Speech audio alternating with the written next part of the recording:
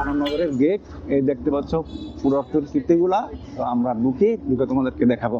এক সময় এগুলোতে টিকিটের কোনো প্রয়োজন ছিল না, এখন নতুন করে ভূতাত্ত্বিক বিভাগ নিয়ে নিছে, তো এটার ভিতরে ঢুকতে হলে টিকিটের প্রয়োজন হয়।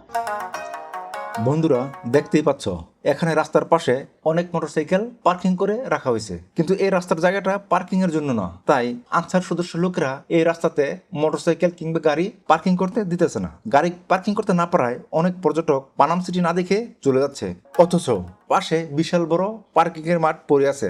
কর্তৃপক্ষ যদি ইচ্ছা করে এই মাঠে অনেক গাড়ি পার্কিং করার ব্যবস্থা করতে পারে, কিন্তু কর্তৃপক্ষের কোনো দায়ী নেই। আসলে কি কেউ দেখার নাই?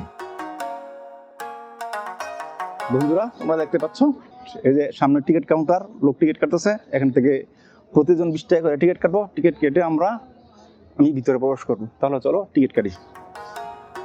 ভাই একটা টিকিট দিন।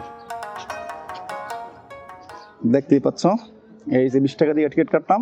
এই হচ্ছে পানাম সিটি। এখন পানাম সিটিতে প্রবেশ করব। প্রচুর পর্যটক আসছে দেখতে। ভিডিওটি ভালো লাগলে পেজটি ফলো করুন।